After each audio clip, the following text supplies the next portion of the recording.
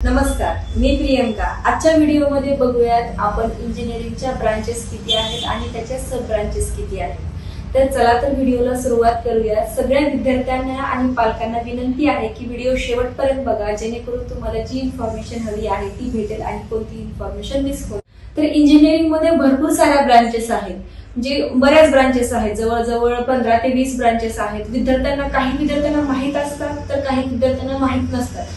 विद्यार्थ्यांना फक्त मेनच ब्रांचेस माहित असतात आणि ज्या बाकीच्या ब्रांचेस आहेत त्या माहित नसतात। मग काय होतं विद्यार्थ्यांचं की ज्या मेन ब्रांच आहेत त्याच ब्रांचेस मध्ये विद्यार्थ्यांचा कल जातो किंवा त्याच ब्रांचेस मध्ये विद्यार्थी ऍडमिशन घेतात। तर असं न करता विद्यार्थ्यांनी अगोदर सगळ्या ब्रांचेस इंजिनिअरिंगचे किती आहेत ते बघावं आणि ज्या ब्रांचेस मध्ये स्कोप जास्त आहे किंवा ज्या ब्रांचेस मध्ये जॉब ऑपॉर्च्युनिटीज विद्यार्थ्यांना जास्त भेटू शकतात अशा ब्रांचेस मध्येच विद्यार्थ्यांनी ऍडमिशन घ्यावं।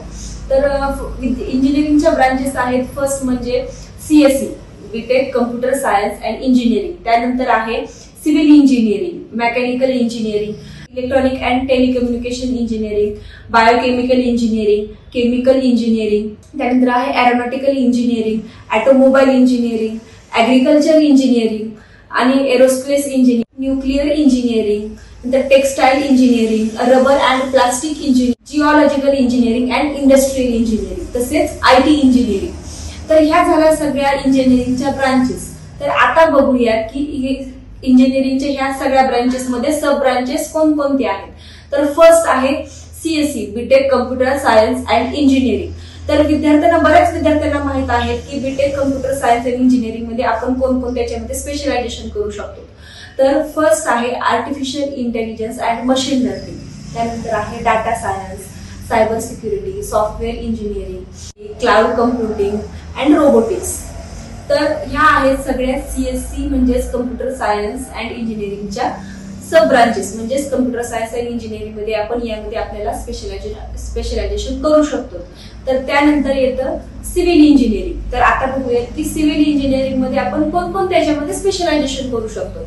तर सिव्हिल इंजिनिअरिंग मध्ये आहे structural engineering, construction engineering and management, transportation engineering, तर water resources engineering, geotechnical engineering, environmental engineering and material engineering. तर ह्या सगळ्या झाल्या इंजिनिअरिंगच्या ब्रांचेस।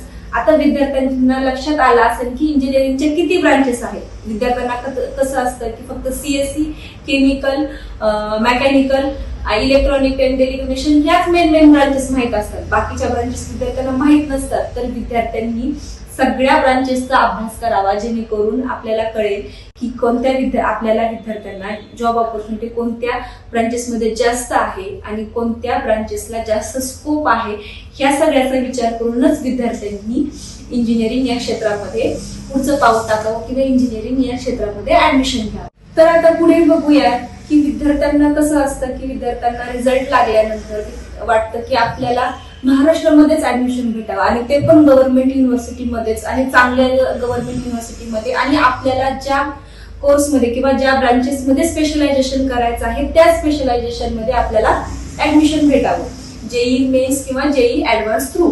तर काही विद्यार्थ्यांना भेटतं आणि काही विद्यार्थ्यांना भेटत नाही।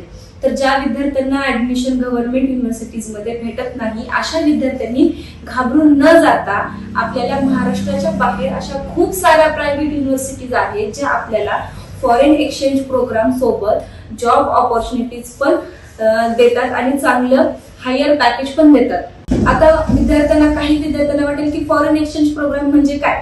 तर आपल्याला फॉरेन एक्सचेंज प्रोग्राम म्हणजे आपण 3 वर्ष आपण त्याच युनिव्हर्सिटीमध्ये आणि 1 वर्ष हे फॉरेनला काढून जाऊ शकतो फॉरेन एक्सचेंज प्रोग्राम थ्रू। त्याच्यामध्ये कसं होतं, आपल्याला ज्यावेळेस आपण इंटरनॅशनल जातो त्यावेळेस आपल्याला जॉब ऑपॉर्च्युनिटीज पण जास्त भेटतात आणि पॅकेज पण